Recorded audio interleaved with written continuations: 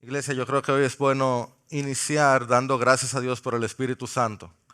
Y les voy a decir por qué. Es que resulta que cada vez que yo abro la Biblia, yo sé que yo soy insuficiente para poder sacar todo lo que hay aquí. Pero hoy de manera particular yo sé que necesito al Espíritu Santo. Hay ciertos pasajes que te muestran tu insuficiencia de poder sacar todo lo que un pasaje tiene. Y este es uno de esos. Estamos en Marcos capítulo 12. Jesús va a decir hoy ciertas palabras que cargan consigo mucho más de lo que el universo completo puede contener. Y quiera Dios sellar en nuestros corazones el valor de lo que Él dice. Marcos capítulo 12, versículos 35 hasta el 37. La página 1034 si tienes una NBLA. Yo he titulado este sermón El Hijo, el Rey y el Señor de todo. El Hijo, el Rey y el Señor de todo. Y es que luego de que Jesús estuviera recibiendo preguntas durante todo el día, llegó entonces la pregunta del día. Era hora de que Él hiciera las preguntas. Sin tener que alzar la voz, Él terminó volando la cabeza de todo el que lo escuchó. Ese es nuestro Señor. Y esta es su palabra. Si la tienes conmigo, puedes leer aquí Marcos 12, 35 al 37. Mientras enseñaba en el templo, Jesús decía: ¿por qué dicen los escribas que el Cristo es hijo de David? David mismo dijo por el Espíritu Santo: el Señor dijo a mi Señor, siéntate a mi diestra hasta que ponga a tus enemigos debajo de tus pies. David mismo lo llama Señor. ¿En qué sentido es, pues, su hijo? Y la gran multitud lo escuchaba con gusto. El Señor bendiga su palabra. Habla, oh Dios, que tu pueblo escucha. Y algunos de nosotros que no estamos tan deseosos de escuchar, somos los que más te necesitamos. Tú que estás allá en los cielos, exaltado a la diestra de Dios, ten gracia y desciende y habita aquí. Por favor, yo te necesito. Háblame a mí. Mira, algunos de nosotros no parecemos gran cosa, pero los seres humanos somos bastante especiales. Yo había cambiado esa introducción ya, pero cuando la hablé con mi esposa ya le encantó, así que dije, déjame tratar a ver, quizá a alguno de ustedes le guste esto. ¿Tú sabías que la lengua tiene 8000 papilas gustativas? Sí, yo sabía ya, perdón, está bien, mala mía, Silvin, yo sé que tú sabías ya. Ahora, ¿tú sabías que si tú tomas la piel de un ser humano, de un adulto, y tú la extiendes, tú pudieras cubrir una casa de campaña? Eso es sorprendente. No tanto, está bien. ¿Tú sabías que tu piel completa se muda mensualmente? Está bien, sí, está bien. Perdónenme, ustedes sabían, ese es el problema de YouTube, ¿verdad? Ok, que si tú organizas los intestinos del ser humano, tú terminas haciendo una casa de 3 pisos. Llega a la altura de una casa de 3 pisos. Eso es increíble. Eso es sorprendente. O sea, estamos bien organizaditos aquí adentro, ¿eh? Digo, yo he visto a mis hijos, yo lo creo. Tú conoces que el corazón es el único músculo de tu cuerpo que nunca se cansa. O no debería, ¿verdad? Si tú llegas a 70 años de edad, felicidad a mi mamá que tiene 73, tu corazón, y ustedes la han visto, está enterita. Si tu corazón ha latido 2500 millones de veces, eso es mucho. Para mí eso es lo más increíble. Si tú tomas los vasos sanguíneos de un adulto normal y tú los alargas, ¿tú sabes lo que pasa? Pues se muere. Sí, pero además tú puedes darle la vuelta al planeta Tierra hasta 4 veces con los vasos sanguíneos. Y yo dije, eso es mentira. Y lo busqué y es verdad. Digo hasta 4 porque algunos dicen 3. Pero yo espero que nadie haya hecho el experimento, ¿verdad? Un solo ser humano, sus vasos sanguíneos pueden darle la vuelta por la cantidad de millas o de kilómetros que tenemos de vasos sanguíneos en nuestro cuerpo. Eso es increíble. De verdad, el nivel de perfección que nosotros tenemos en nuestro cuerpo, la cantidad de cosas que contenemos. Hay tanto pasando dentro de nosotros que es asombroso, que es casi mágico. El cuerpo humano es casi mágico. pero es explicable. Uno puede explicarlo. Es duro, por eso los médicos pasan tanto trabajo y hay tantos especialistas, pero es explicable. Hoy nos encontramos con algo que sobrepasa lo que podemos explicar. No que es ilógico, no es ilógico, pero sobrepasa nuestra lógica. ¿Me entienden eso? No es mágico, pero es sobrenatural. Esta es nuestra hoja de ruta. Solo 2 puntos. Tenemos una verdad que se quedó corta y un Mesías que nos queda grande. Una verdad que se queda corta, un Mesías que nos queda grande. Esa es nuestra hoja de ruta, nuestros 2 puntos. Y esta es nuestra idea central. Por favor, quédate con esto, llévate esto a tu casa. No es suficiente con pensar bien acerca de Jesús. Tenemos que reconocer que Él es el Señor. No es suficiente tener buenas ideas de Él. Necesitamos reconocer que Él es el Señor. ¿Listos? Ready. Ok, veamos entonces una verdad que se quedó corta. El versículo 35 nos dice, mientras enseñaba en el templo, Jesús decía, ahora Él hace las preguntas, ¿por qué dicen los escribas que el Cristo es hijo de David? Este versículo 35 de verdad que setea, pone en escena muy bien el lugar donde está ocurriendo esto. Y es súper importante. Hasta ahora, y de hecho en casi todos los evangelios, Cristo normalmente está ¿dónde? En el desierto o en los pueblos, a veces en las sinagogas. Pero ¿dónde es que está Cristo? Entre la gente. Jesús está hablando con la gente de a pie, conversando de el día a día. Miren las aves del cielo. Mira la naturaleza. Él está teniendo conversaciones normales. Si fuera aquí, por decirlo así, él está que en el colmado, que en el barrio, que en la plaza. Son conversaciones normales del día a día, en el trabajo, en la oficina. El día a día, con gente normal, que sabe un chin de Biblia, sabe un poquito de Biblia, sabe un poco de la vida. La gente normal lo que está buscando es cómo sobrevivir. ¿Es o no es?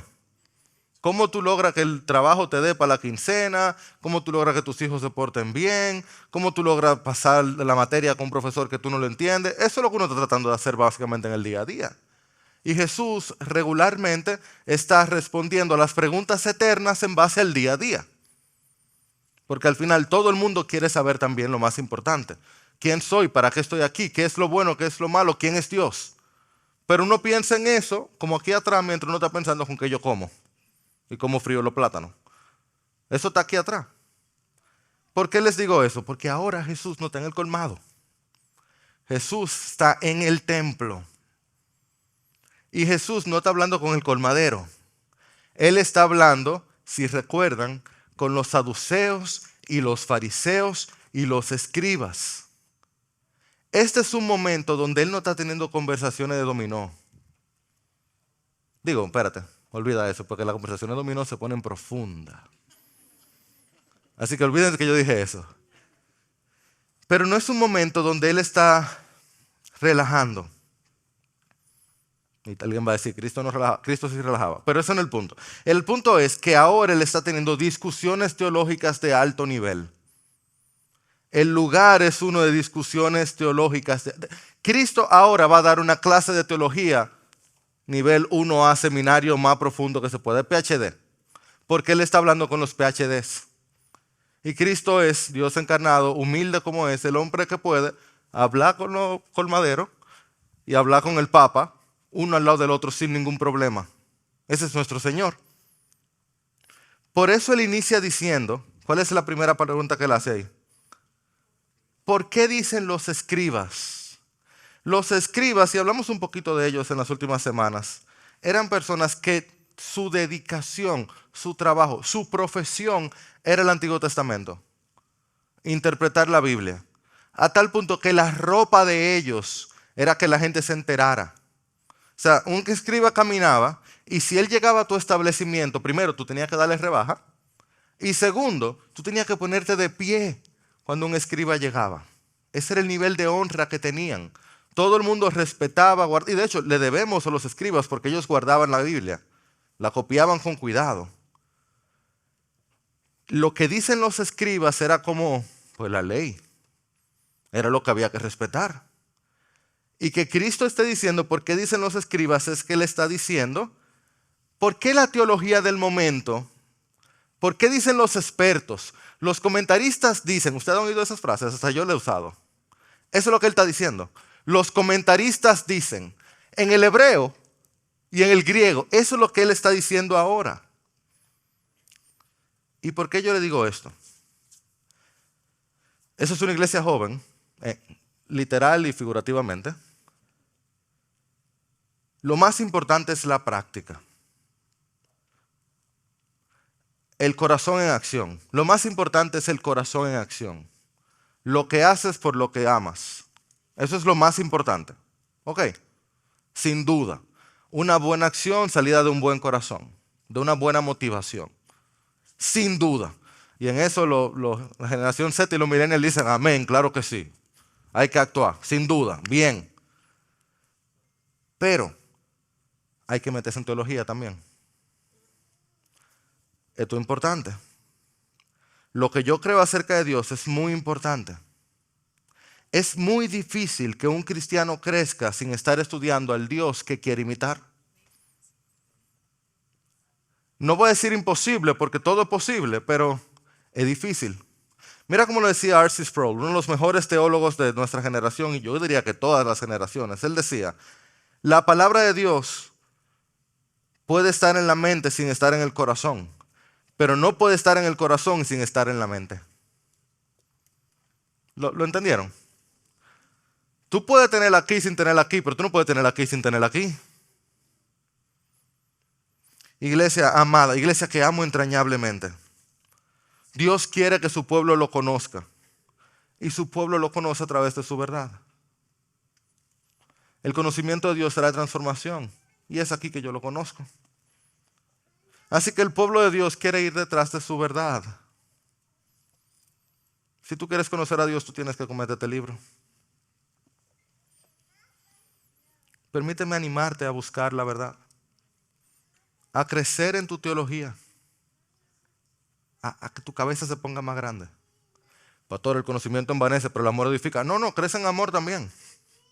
Sí, no es uno a expensa de la otra. Crece aquí, que eso baje aquí. Amado, lee. Lee, no di que Instagram, no, lee. Un libro de eso de la vieja escuela. Checa YouTube, sí, pero canales de verdad. Deja los bloggers de lado. Nada malo con los bloggers, pero bueno, algunos sí, pero deja los bloggers de lado. Escucha otros sermones. Repite sermones.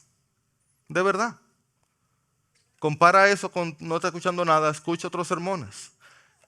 Otro consejo, lee. Un consejo nuevo, ¿verdad? Léete un libro. Si vas a salir a un lugar, ten un libro bajo el brazo. Para que no te sientas tentado a sacar el celular porque está aburrido.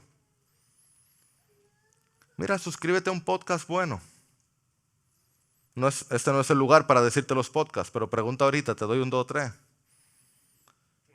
Otro consejo nuevo, busca buenos libros y léelo.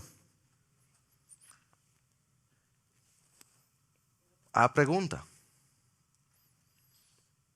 Ármate un estudio bíblico en la casa con 2 o 3 gente de aquí de la iglesia. Únete a un estudio bíblico. Ve a tu grupo Ancla, al estudio bíblico de mujeres. Y sobre todo, escudriña la palabra de Dios.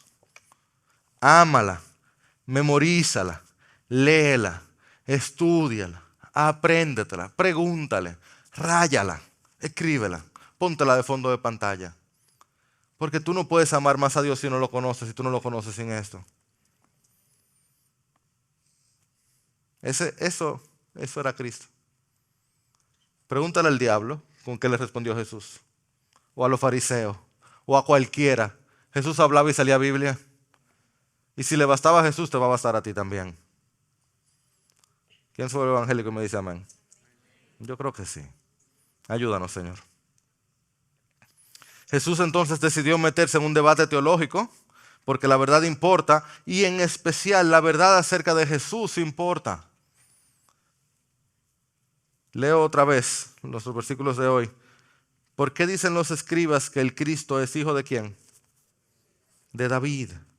Si David mismo dijo por el Espíritu Santo, el Señor dijo a mi Señor, siéntate a mi diestra hasta que ponga a tus enemigos debajo de tus pies. David mismo lo llama Señor. ¿En qué sentido es pues su hijo? Cuando hablamos del Cristo nos estamos refiriendo al Mesías, el ungido. Es aquel que vendría de parte de Dios a traer la liberación de su pueblo. Todo el mundo estaba de acuerdo con eso. Ahora, en la mente de judía, el Cristo se había vuelto como una figura mítica ya, mi gente. El Cristo era casi un superhéroe, literalmente. No casi, era un superhéroe. En la mente judía el Cristo iba a aparecer, nadie sabía de dónde, no sabía de qué país, de qué país sí, pero de qué ciudad o de qué lugar, no sabía cómo. Iba a nacer de repente e iba a llegar e iba a desaparecer a los imperialistas de Roma. Y iba a liberar a Israel y lo iba a colocar en un lugar de preeminencia, con un poder que nadie se iba a imaginar. Cristo era el super judío. Pero en la mente también judía del momento, Cristo se había ligado también con el hijo de David. Y yo quiero que podamos como desmenuzar un poquito esto porque es tan interesante. ¿Recuerdan los que son de aquí ya? ¿Recuerdan que a Cristo le han dicho hijo de David un par de veces? 1000 puntos imaginarios a quien me diga, puntos pastorales que sean, 1000 puntos pastorales a quien me diga quién dijo Jesús hijo de David. El ciego. Él tenía nombre, el ciego, el único hombre. Bartimeo le dijo, Jesús hijo de David, ten misericordia, ay de mí también, ten misericordia de mí. Y hubo otras personas también, cuando Jesús está haciendo la marcha, que estaban hablando de Jesús como descendiente de David. Entonces ya esto se ha mezclado. ¿Quieren saber por qué? Bueno, la teología importa, vamos a buscarlo. Segunda de Samuel, capítulo 7, por favor. Es la página 314, Segunda de Samuel 7.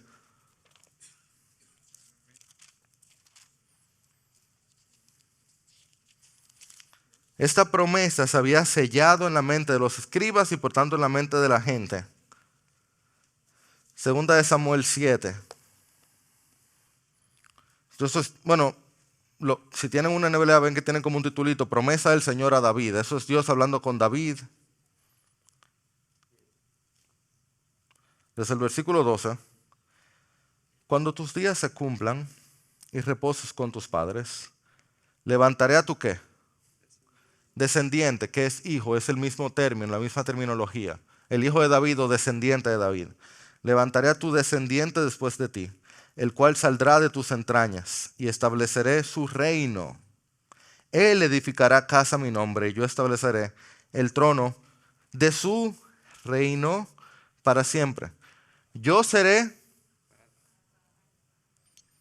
y él será hijo para mí. Un trono para siempre al hijo de David. Los judíos que leyeron esto, los escribas, van diciéndole, espérate, pero este hombre, David recibió una promesa increíble, esto está súper interesante, ese tiene que ser el Mesías.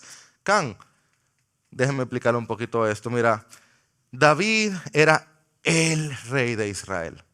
Ustedes lo oyen todavía. A veces yo me siento mal por Salomón, porque Salomón se fajó, trabajó muchísimo. Salomón hizo que la tierra fuera más grande, y Salomón hizo grandes cosas, pero en la mente de, todavía hoy, de un israelita, David es el rey. O sea, David fue el que ensanchó las murallas. Perdón, David fue el que venció al gigante, siendo un muchachito, por favor. David, digo, yo no quiero hablar mal de David, mi hijo se llama Isaac David, el del medio, o sea, le tengo cariño a David. David fue el que estableció Jerusalén como capital del reino. David, oye, ¿quién no le coge cariño? Él fue perseguido injustamente por alguien que él servía y terminó venciéndolo sin hacer nada. O sea, cualquiera le coge cariño. ¿A quién no le gusta una historia así? En inglés le dicen como el underdog, ¿verdad? Y termina ganando. Además, David logró reinar sobre un reino unido y ortodoxo, un reino que servía al Señor. Dios dijo que David era el hombre conforme a qué? Conforme a su corazón. ¿Cómo tú no le coges cariño a alguien así? Y si eso no fuera suficiente, David bailaba bien, cantaba bonito, era buen mozo, escribía canciones, tocaba. Oye, dime tú. Ese era un hombre completo de verdad. En la mente judía, David era el rey. En un sentido, para hoy, imagínate, ¿qué sería el hijo de David? Es como que Juan Pablo Duarte tenga un descendiente. Y resulta que ese descendiente llega y pone la gasolina a 10 pesos y el dólar a 2. O a peso el dólar, ya tú sabes. Y además de eso, el hijo de Juan Pablo Duarte, el pastor, predica con una unción que cuando empieza a predicar está todo el mundo, mira, llorando y arrepintiendo, sigue aplaudiendo. Y además de eso, el pastor hijo de Juan Pablo Duarte tiene un disco que tiene un dúo con Majo Solís y Marco Sweet. Más o menos algo así es que la gente tiene en mente que va a ser el hijo de David.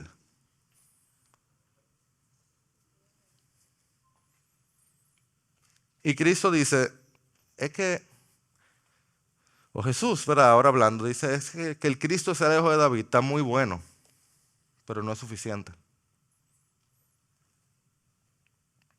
El problema no es que es mentira lo que ellos saben, es que su expectativa de Jesús como hijo de David es muy pobre, es muy poco. El Cristo no puede ser solo hijo de David, Cristo tiene que ser hijo de Dios. Lo más alto que ellos están soñando, que es el hijo de David, se queda demasiado poco para quien está delante de ellos. Nuestra mente no dan para procesar quién Jesús es. Esa verdad se quedaba muy corta, porque el Mesías nos queda demasiado grande. Demasiado grande. David mismo dijo, por el Espíritu Santo, el Señor dijo a mi Señor, siéntate a mi diestra hasta que ponga a tus enemigos debajo de tus pies. Si David, el mayor rey que ustedes tienen, le llama Señor, ¿cómo va a ser su hijo?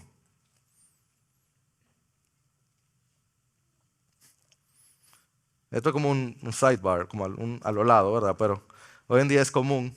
Y me estoy burlando de ustedes, pero con ustedes. Pues yo también paso por ahí.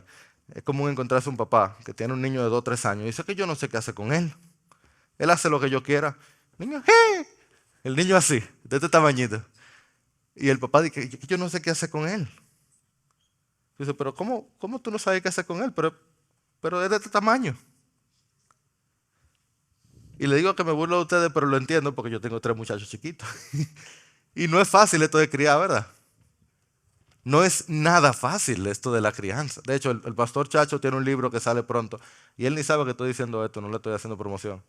Pero va bien, es un muy buen libro. No es fácil esto de criar. Y por eso a veces uno como que se acomoda y no sabe. Uno se acomoda y resuelve nada más echando boche. Y los niños entonces se rebelan. O uno se acomoda y nunca quiere echar boche, nunca quiere reprender. Y entonces los niños se rebelan. Porque el Señor nos creó para el amor y la disciplina, el amor y respeto. Y ese balance no es fácil mantenerlo. Pero no tiene ningún sentido que un niño de 2 años, 3 años te diga y tú digas, yo no sé qué hacer con él, porque no tiene sentido que alguien así te domine, ¿verdad que no? ¿Estamos de acuerdo en que sea en teoría? No tiene sentido que el hijo le diga al padre Señor. Perdón, que el padre le diga al hijo Señor. Cristo viene aquí y dice, ¿de cuándo en dónde David le diría a su hijo, Señor? ¿Por qué lo haría? ¿Por qué el mayor rey de Israel dice aquí, dijo el Señor a mi Señor? Y es más que eso. Este versículo que Marcos nos presenta en Marcos 36, 12:36, es de hecho el texto del Antiguo Testamento que más se cita en todo el Nuevo Testamento. Sorprendente. Hasta que tú ves que es el Señor, ¿lo ven ahí? En todo mayúscula, el Señor dijo a mi Señor. Eso es Yahvé, Jehová. El Señor en todo mayúscula se refiere al yo soy, el que se reveló en la zarza ardiente. El Señor le dijo a mi Señor, que en el Salmo 110 se refiere al Supremo Señor, al Adonai, a un Señor que no tiene igual. Me encanta la locura que yo estoy leyendo. Porque ¿cómo es que el Supremo Señor está recibiendo a Jehová hablándole? Dios está hablando con Dios. Porque ¿quién va a ser el Supremo Señor sino Dios? No hay otro. Pero yo tengo a Jehová hablando con el Adonai. ¿Cómo así? Y por si acaso, para que no nos confundamos, justamente el versículo anterior, yo tengo, no sé si alguno se recordará, Shema Israel, escucha Israel, el Señor nuestro Dios, el Señor uno es. ¿Cuántos dioses hay? Uno, pero yo tengo al Señor hablando con el Señor.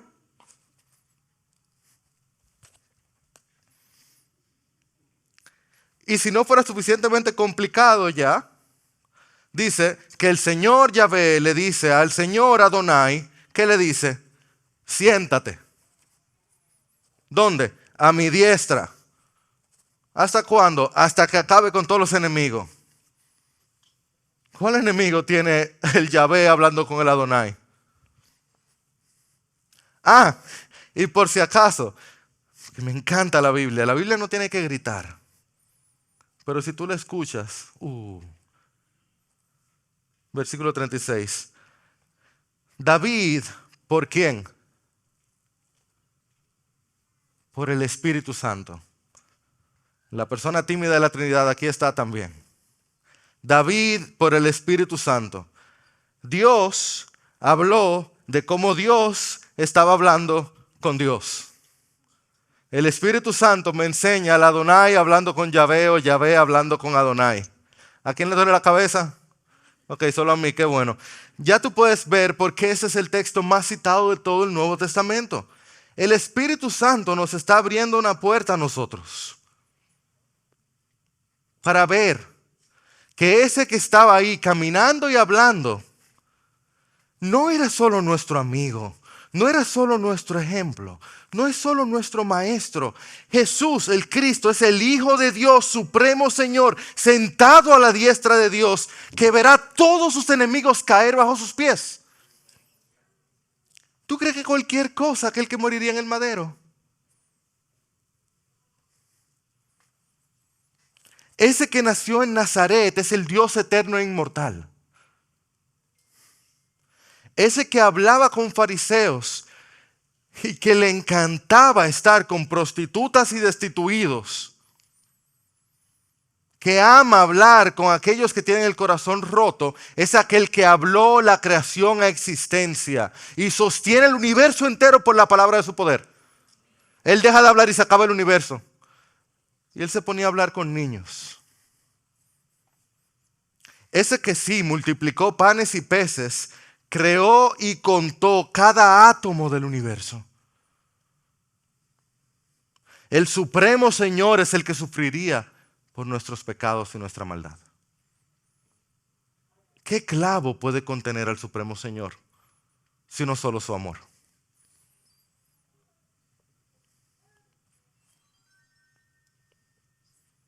Hermanos, esa es la teología que la iglesia tiene cientos de años creyendo y no podemos perderla. Desde el siglo IV la iglesia ha dicho: nosotros creemos en un solo Dios, el Padre Todopoderoso, Creador del cielo y de la tierra y de todas las cosas visibles e invisibles, y en un solo Señor, Jesucristo, Hijo unigénito de Dios, engendrado del Padre antes de todos los siglos, Dios de Dios y luz de luz, Dios verdadero de Dios verdadero, engendrado, no creado, consubstancial con el Padre.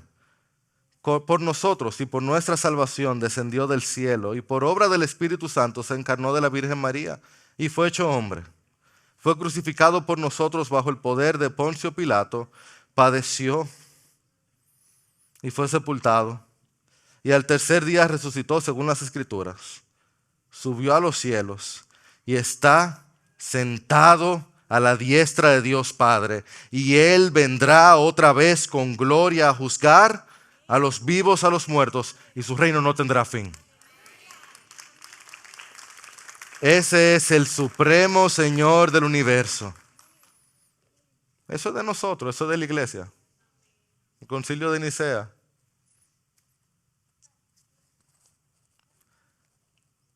sentado a la diestra de Dios Padre. Casi no hablamos de eso, pero eso es tan vital. Que el Mesías, el ungido, el Cristo, cuando cumpliera su labor en la tierra, su humillación, hay 3 estados de Jesús, teología, preexistencia, humillación. Cuando Él cumpliera su labor en la tierra, Él pasaría por la exaltación que empezó cuando Él ascendió y Él entraría en sesión. ¿Has oído el término? Estar en sesión. El juez está en sesión. ¿Saben dónde sale sesión? De sentarse. Él entró en sesión, Él se sentó. Hebreos 1:3 dice, Él es el resplandor de la gloria, de su gloria y la expresión exacta de su naturaleza. Sostiene todas las cosas por la palabra de su poder. Y escucha, después de llevar a cabo la purificación de los pecados, el Hijo se sentó a la diestra de la majestad en las alturas. Jesús, siendo la imagen misma de Dios, Dios por la eternidad, en su humillación se despojó de sí mismo, tomó la forma de hombre, vivió como un siervo, sufrió rechazo hasta la muerte en la cruz del Calvario, siendo inocente, resucitó con poder. Y ascendió. Se exaltó. Fue exaltado. Y entró en sesión. Se sentó. Está sentado a la diestra de la majestad, recuperando la gloria que siempre ha sido suya, con una diferencia. Tiene vaso sanguíneo. Tiene papila gustativa. Y tú puedes traspasar sus manos. Tiene cicatrices. Y ahora por su sacrificio Dios le ha dado la honra sobre la creación desde la diestra de la majestad en las alturas.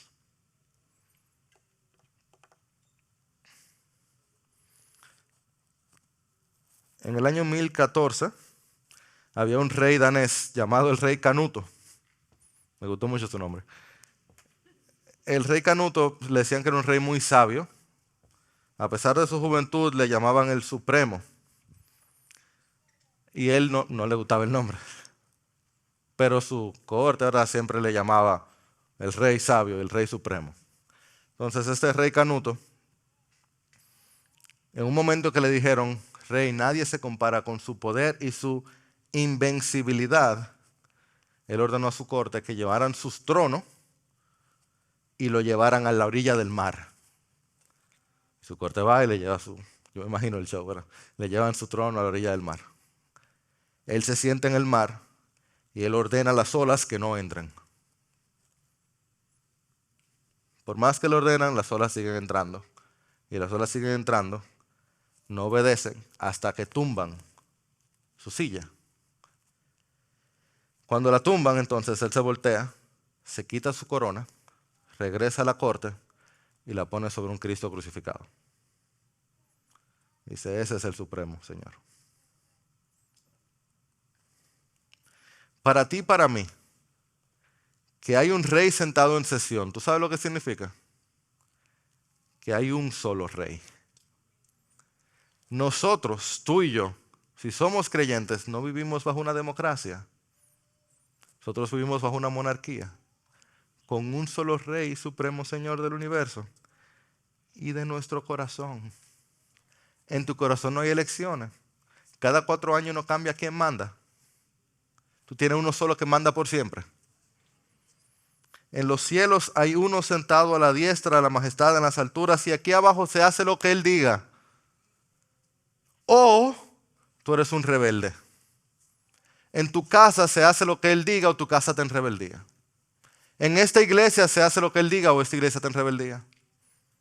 La realidad es que en el universo hay un solo supremo Señor del universo o el universo está en rebeldía.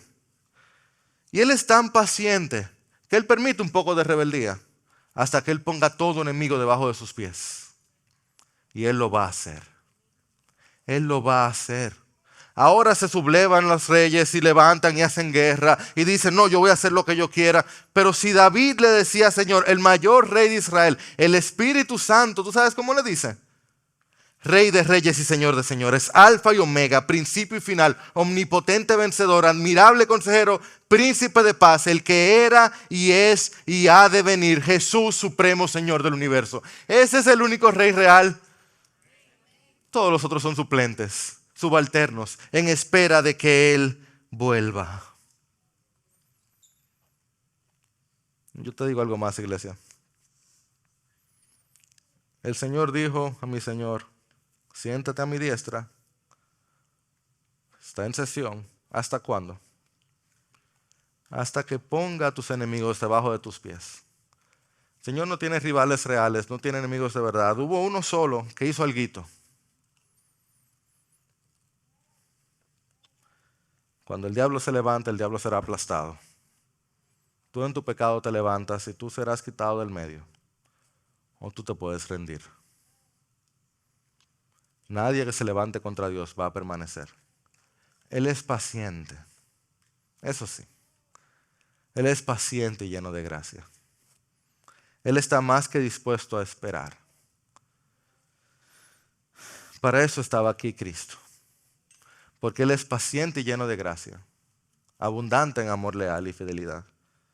Cristo estaba aquí en el templo, en el lugar donde se discute la teología, hablando y explicando quién era que estaba aquí y dando oportunidad para arrepentimiento y fe. Y no solo eso, porque hubo un solo enemigo que pudo levantarse. Él vino para ofrecer aquello que nosotros no podíamos ofrecer. El Señor ofreció a su Hijo, el Hijo ofreció su vida. La paga del pecado es la muerte. Así que Él vino y ofreció su vida. Él vino y se dio hasta la muerte. El supremo Señor del universo, el que sostiene el universo con la palabra de su poder, vino y se dio hasta la muerte. Pero porque Él es el supremo Señor y porque su vida era perfecta, la muerte no supo qué hacer con Él. La muerte no sabía qué hacer. Cuando le dieron eso, ¿qué yo hago con esto? ¿Y qué yo hago con alguien así? La tumba no tuvo más opción que reponerlo. Y ahora Jesucristo, el Hijo de David, el Hijo de Dios, puede como Rey mirar al mayor de los enemigos y decirle al pecado y a Satanás, Él ve a la muerte y le dice: tú también quedas debajo de mis pies.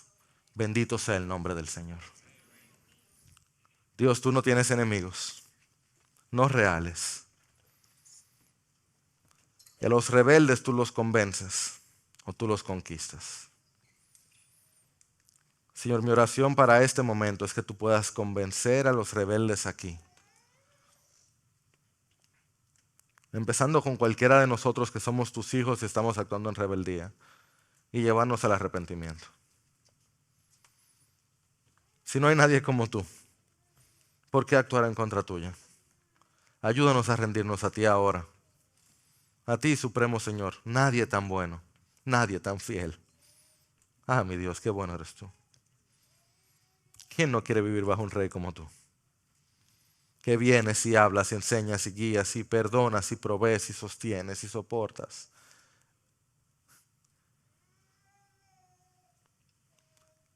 Pero Señor, aquellos que se están levantando contra ti aún hoy y que no quieren rendirse a ti, yo te pido por gracia, por misericordia y por justicia, que en el amor de Jesús, el Hijo de Dios, el Rey eterno, tú conquistes también. Que nadie se levante contra ti, sea en el Medio Oriente o aquí. Nadie se levante contra ti. Pero que en este lugar ninguno de nosotros salga sin entregarse a tu señoría. Porque tú eres bueno y para siempre es tu misericordia. Oramos en tu nombre. Amén.